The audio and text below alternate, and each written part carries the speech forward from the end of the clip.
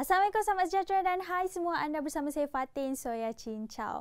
Baiklah, hampir setiap minggu sebenarnya saya ada baca berita mengenai scam di saluran berita. Tak kira adalah scam love scam ke, Macau scam ke dan sebagainya. Jadi kadang-kadang saya tertanya, kenapa individu ni boleh kena scam? Adakah sebab mereka cuai ataupun tak peka dengan isu semasa? Okey, baiklah, jadi dalam video hari ini saya nak kupaskan mengenai scam aplikasi.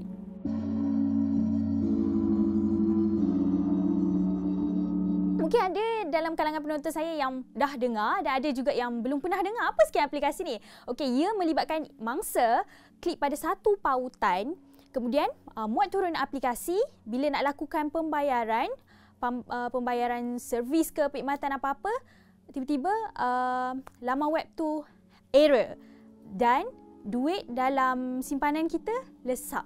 Jadi untuk kupas lagi cerita ni dengan lebih lanjut, hari ni saya bawakan dekat studio dengan saya sekarang ni iaitu Encik Muhammad Nur Izzuddin, salah seorang mangsa scam aplikasi. Saya pun mula-mula dapat tahu cerita tentang Izzuddin ni melalui Facebook. Ada tulis post kat Facebook kan? Ada. Cerita kronologi semualah. Bayar berapa, macam mana boleh kena, dan ramai juga yang kongsi posting tu. Berapa dah sekarang?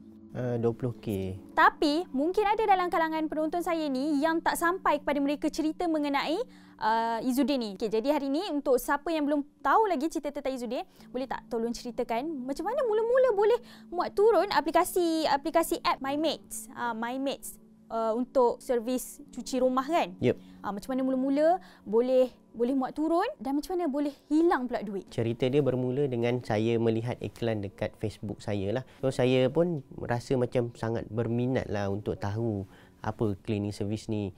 Sebab apa, iklan tu dia ada satu poster yang mengatakan ada 50% diskaun. So bila iklan tu lalu, dia menarik minat saya. Jadi saya pun minat untuk mengetahui lebih lanjut. Saya tekanlah button WhatsApp dekat situ. So bila saya tekan button WhatsApp tu, dia bawa saya ke pautan ke WhatsApp mereka. So saya pun berinteraksi dengan mereka melalui WhatsApp. So di WhatsApp tu seperti biasa kita greeting semua, dan dia tanya saya tinggal di mana. So saya cakaplah saya tinggal di Senawang, dan dia bagi tahu yang mereka pun ada cover Senawang. Lepas tu dia minta tarikh. Saya letaklah tarikh tertentu. So dia kata tarikh tu available. So saya tanya lagi macam mana saya nak buat tempahan. So dia bagi kat situ dia bagi satu ayat yang mana saya perlu follow dia punya instruction untuk booking tersebut. So salah satu instruction dia adalah saya kena download aplikasi. Dekat dalam aplikasi tu baru kita boleh buat ordering ataupun temu janjilah dengan mereka. Selepas saya settle dengan download aplikasi, saya dah install aplikasi tu dekat saya punya phone. So saya pun masuklah dekat aplikasi tersebut. So dekat aplikasi tersebut dia memang ada macam satu layar yang macam nampak macam ada servis. Okey, kita baca-baca je. Dia ada 50% diskaun. Semua maklumat yang ada dekat poster tu ada keluar dekat situ juga. 2 mat harga macam ni, 1 mat yang datang harga begini. So saya pun pilih, pilihlah. So pilih. So dah selepas pilih, kita letak tarikh semua. Lepas tu dia akan pergi layar untuk masukkan detail. Okey, kat detail ni macam biasa, detail letak nama penuh, alamat, nombor telefon. Lepas tu letak email. So saya letaklah semua tu, dan kemudian next untuk pergi kepada proses pembayaran, orang kata deposit. Actually dia letak kat situ deposit dia hanya RM20 saja. Kita pun pilihlah deposit dan kita continue untuk pilih bayaran secara Maybank 7. Dekat situ dia ada pilihan lah bayaran. So bila tekan Maybank 7 tu, dia akan bawa kita ke layar bayaran dekat Maybank 7 tu lah. So bila saya nak buat bayaran tu, dekat layar tu saya masuklah saya punya ID dengan password saya. Bila saya masukkan tu, dia error. First error, mungkin saya rasa salah masuk password kot. Sebab nama kita dah nampak, ID nampak, password kita tak nampak. Password dia sekali pun sama juga error. Lepas tu saya dah rasa macam tak boleh bayar lah pula kan. Saya screenshot dia punya tu, sebab tak boleh bayar tu, saya cakap tu ada tulis error. So saya pergi balik kepada WhatsApp dekat customer service yang uruskan MyMates punya cleaning service tu lah. So dekat situ saya cakap dengan dia, saya tak boleh nak bayaran. Kenapa? So dia pun reply, let me check, give me your detail ID. Lepas tu dia check, dia kata, actually your punya booking ada masuk, tapi tak boleh nak bayarannya tak masuk. So you have another account tak nak bayar? Dia minta another account untuk kita bayar. Saya cakap saya tak ada. So it's okay. If you tak ada, then kita proceed dengan ni, tapi you bayar secara COD. So it's okay. Then end kat situ saja. Selepas beberapa, saya rasa selepas 1 jam rasanya, masa saya buat satu transaksi bayaran kepada satu perkara saya nak bayar tu, selepas saya bayar perkara tu, terus ada satu transaksi meragukan dekat saya punya Maybank to You. So saya check dekat transaksi tu, transaksi yang mana dia tulis saya ada hutang dekat nama certain person lah. Terus saya call Maybank to You ataupun Maybank lah customer service untuk ambil tindakan lah. So semasa saya call tu, saya masih lagi menonton lah saya punya Maybank to You. Saya masih tengok. Tak lama lepas tu ada lagi second, third dan fourth transaksi dalam semasa saya tengah bercakap ataupun tengah menunggu customer service Maybank untuk angkat call saya. Dan akhirnya pihak customer service tu angkatlah call saya kan. Dan saya pun cakaplah dengan customer service, tolonglah block saya punya akaun ni. Walaupun dah tak ada duit, saya minta block lah. Dan keesokan harinya baru saya pergi buat report polis lah. Okey, masa dia suruh bagi link untuk muat turun app tu, tak rasa macam curiga ke? Kenapa pula nak kena muat turun Sebab app? sebelum ni saya pakai phone, kalau pernah dengar phone Huawei kan. Huawei kan dia tak ada Play Store.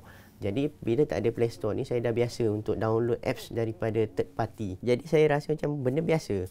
Lepas tu, jumlah kerugian sebenarnya berapa? Okey, jumlah kerugian kalau specifically dia 18,700 something. Bila duit tu hilang kan, terkejut tak ada nombor TAC ke?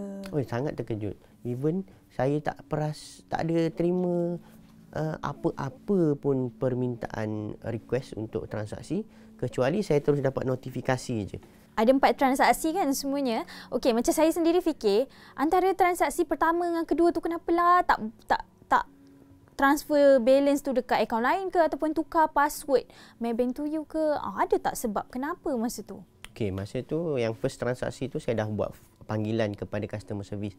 So semasa saya menunggu panggilan daripada customer service tu, saya masih monitoring saya punya Maybank to You. So masa tu saya cuba juga untuk tukar saya punya password, tapi saya tak berjaya. Kiranya waktu transaksi tu berlaku memang everything is tak boleh buat apa-apa. Faham. Lepas buat laporan dekat customer service Maybank tu, bila pula buat laporan polis? Okey, saya buat laporan polis tu selepas keesokan harinya. Saya kena pada hari Jumaat dan saya buat laporannya pada hari Sabtu. Lepas tu apa pula tindakan? Apa tindakan polis? So polis first report tu sebabkan saya tak ada detail yang lengkap daripada apa yang berlaku. So pihak polis cuma boleh ambil cover report sahaja. Macam kes insiden sekarang kan, apa perkembangan dia? Ada polis bagi tahu apa-apa ke maklumat? So far selepas hampir lebih daripada sebulan, perkembangan yang paling awal saya dapat adalah daripada pihak Maybank, yang mana mengatakan sebab saya ada disputekan saya punya request untuk dapatkan duit tu balik, dan Maybank reply duit tu memang tak akan dapat balik.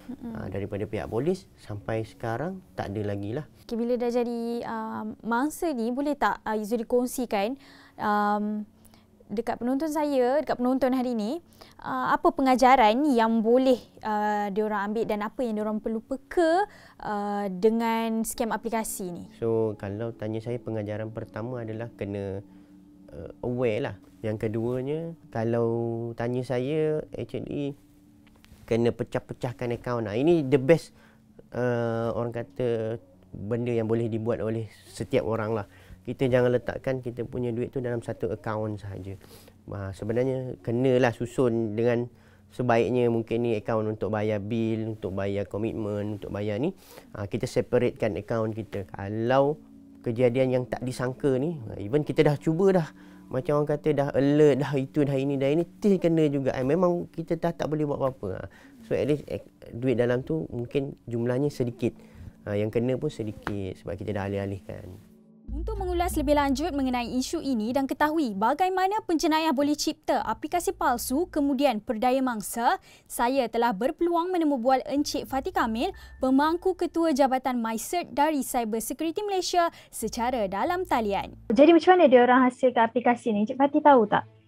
Okey, untuk menghasilkan aplikasi ni secara dasarnya aplikasi ni meniru daripada aplikasi yang asal, dan bagi saya dia terbagi kepada dua. Pertama sekali, dengan menggunakan kemahiran pengaturcaraan, dia meniru aplikasi yang asal. Dan yang kedua adalah dengan menggunakan kemahiran kejuruteraan berbalik ataupun kita panggil sebagai reverse engineering. Mereka dapat mengembalikan aplikasi asal ni kepada kod, lalu menambahkan modul-modul tambahan bagi menyokong modus operandi mereka, lalu menjadikannya kepada aplikasi yang asal dan dapat digunakan pakailah untuk aktiviti yang seterusnya. Pada pandangan pengguna, aplikasi ini nampak seperti biasa dengan fungsi-fungsi kebiasaan seperti contoh perkhidmatan untuk membeli perkhidmatan dan juga produk. Akan tetapi di belakang telah ditambah dengan modul-modul yang berupaya untuk mencuri maklumat dan data seperti SMS, file-file seperti gambar, dokumen, senarai kontak dan akses kepada pelbagai lagi maklumat yang lain. Tapi macam mana lepas mangsa muat turun aplikasi tu, duit mangsa pula boleh hilang?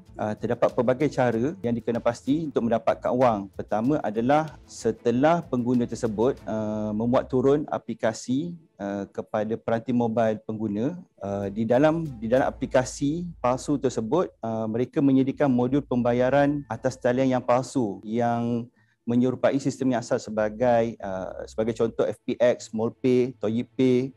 Teknik ini dipanggil sebagai phishing attack ataupun serangan pancingan. Mangsa diperdaya untuk memberikan maklumat kad bank, nama, nombor kad, kod CVV, kad yang boleh digunakan untuk membuat transaksi tanpa kebenaran mangsa. Okey, dengan hanya maklumat ini saja, sekiranya penyerang membuat transaksi antarabangsa, TAC tidak diperlukan kerana ia tidak terlibat dengan polisi kerajaan Malaysia. Sekiranya ia melibatkan transaksi di dalam Malaysia, kerajaan telah mengambil inisiatif untuk mengetatkan polisi sebarang transaksi perniagaan atas talian bagi memerlukan maklumat TAC yang boleh didapati melalui SMS peranti mobile pemilik akaun bank.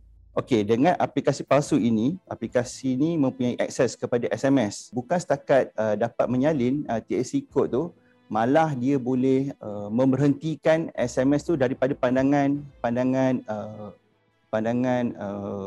mangsa lah. Jadi mangsa tidak mendapat TAC number. Jadi mangsa tak perasan. Apabila TAC ni telah diambil melalui aplikasi palsu ni dan berjaya dihantar kepada pelayan, maka TAC tersebut dapat digunakan pakailah untuk membuat transaksi seterusnya lah. Lepas tu kan dalam kes ni saya ada jumpa macam-macam modus operandi tau.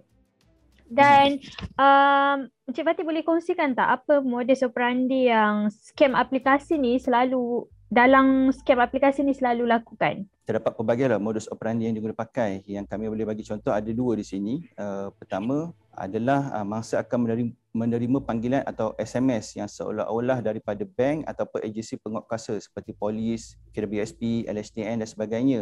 Mangsa akan ditakutkan dengan amaran tunggakan atau transaksi besar, saman dan sebagainya dan mangsa disuruh untuk memuat turun aplikasi palsu untuk proses yang seterusnya. Dan yang kedua, baru-baru ni terdapat kumpulan yang menyamar sebagai syarikat yang menyediakan perkhidmatan seperti pembantu membersihkan pejabat dan rumah, di mana mangsa akan menghubungi syarikat tersebut dan mangsa akan diberikan pautan untuk membuat turun aplikasi untuk proses membuat tempahan servis dan seterusnya membuat pembayaran lah di atas payment gateway yang palsu tersebut lah. Jadi macam mana individu ni nak kenal aplikasi tu palsu ataupun asli? Kebiasaannya aplikasi yang asli ni dan rasmi, pengguna sepatutnya boleh merujuk kepada kita panggil marketplace lah, seperti Google Play, App Store, Huawei App Gallery. Aplikasi di sana telah melalui proses tapisan dan saringan yang ketat lah dan perlu mendapati kriteria dan standard yang ditetapkan. Syarikat ataupun agensi rasmi tidak sepatutnya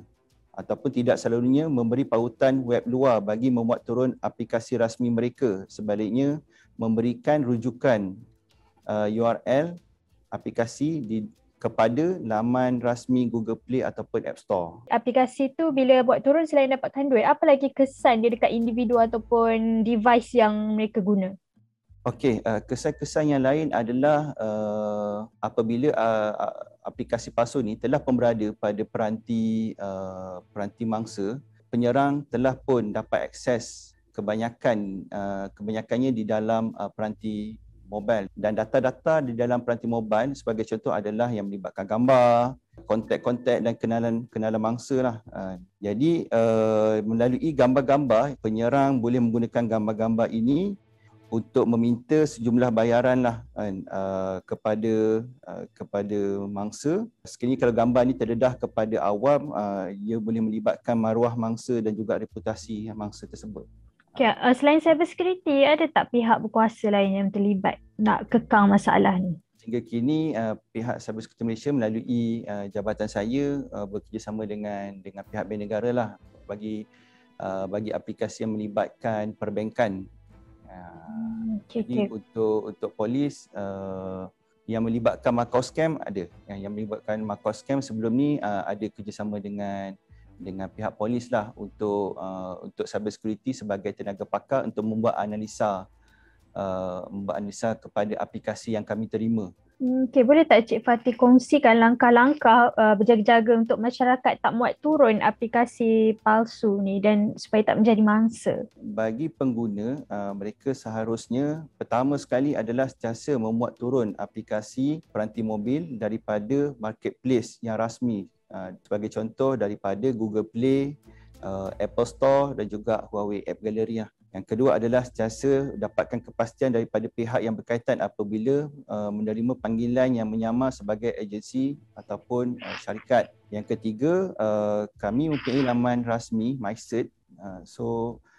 Pengguna boleh sentiasa merujuk maklumat-maklumat yang terkini lah di laman rasmi kami di www.mycert.org.my. Dan yang keempat, sebenarnya MyCert juga menyediakan aplikasi keselamatan peranti mobil yang dinamakan sebagai MASA. Pengguna boleh download daripada Google Play Store, boleh download, and then dia akan memberikan amaran lah sekiranya kalau ada aplikasi yang terpasang di dalam peranti mobile tu di luar daripada Google Play Store, dan kami akan menyarankan pengguna untuk klik pada laporan tersebut dan untuk uninstall setiap aplikasi yang tidak yang bukan daripada sumber Google Play Store.